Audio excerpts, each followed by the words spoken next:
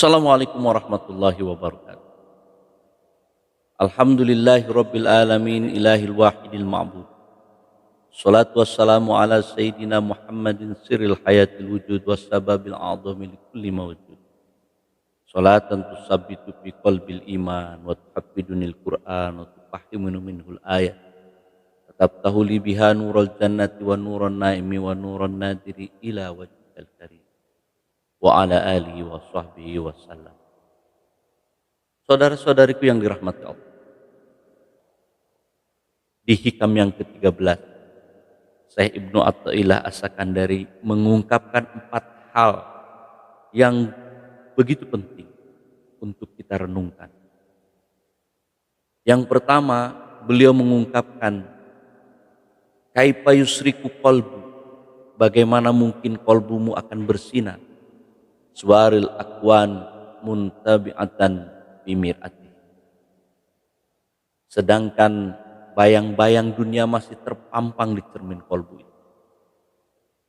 Jadi kata beliau, bagaimana mungkin kolbu ini akan bersinar kalau cermin kolbunya itu terpampang oleh bayang-bayang makhluk.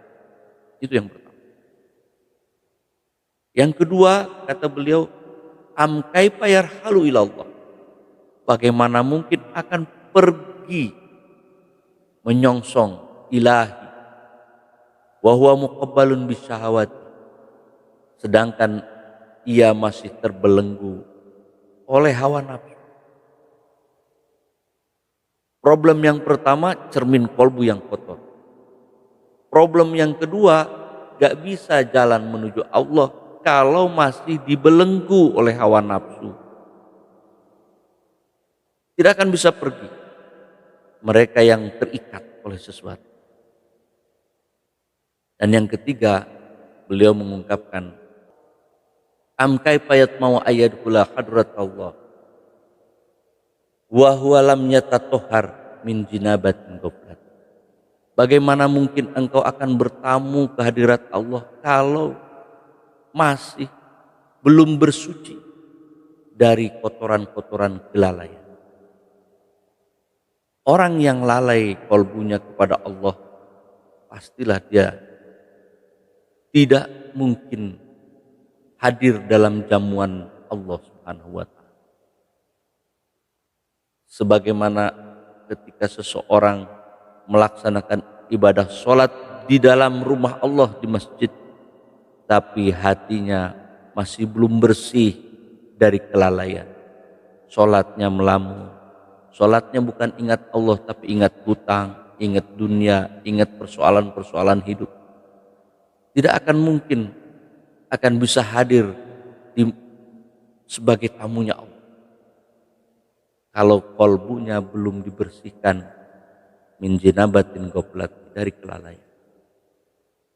Dan yang keempat, beliau mengungkapkan am kaifa yarju ayyab hamadaqa'iqal asrar wa huwa lam yatub min khafawati. Bagaimana mungkin akan mampu menyingkapkan rahasia-rahasia yang pelik kalau masih pemahamannya masih belum bertobat dari kekeliruan berpikir.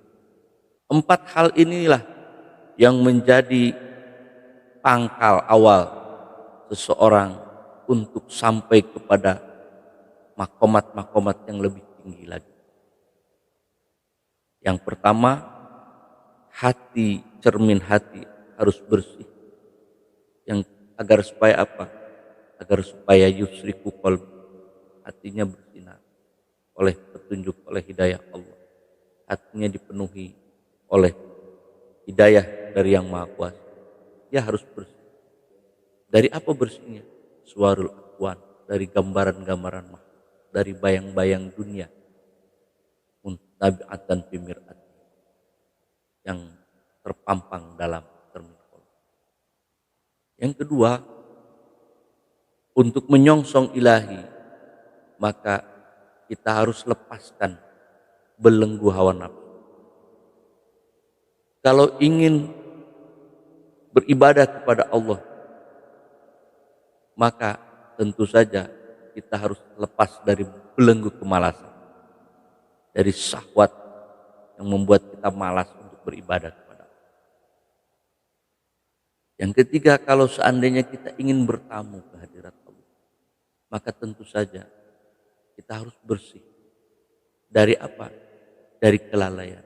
Mereka yang bersih dari kelalaian itu adalah alladzina yadhkurunallaha qiyaman wa qu'udan wa 'ala junub, yaitu orang-orang yang mengingat Allah baik dalam keadaan berdiri, duduk maupun berbaring.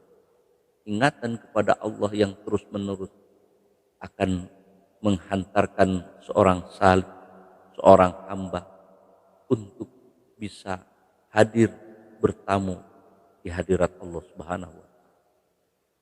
Dan yang terakhir, am kaifa yarju ayab hamadaqaitul asrar wa huwa lam yakub min khafawat, untuk bisa mengungkapkan pemahaman-pemahaman yang rahasia, maka berendah hatilah dengan cara bertobat dari kekeliruan yang selama ini kita pegang.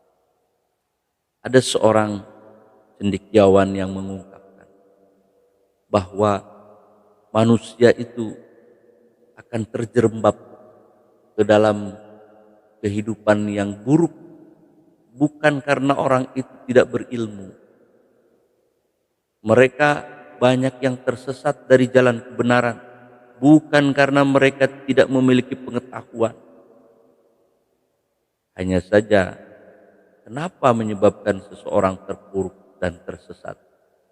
Banyak di antara mereka justru terpuruk dan tersesat disebabkan karena pemahamannya yang keliru, paham-pahamnya yang salah, yang dia pegang.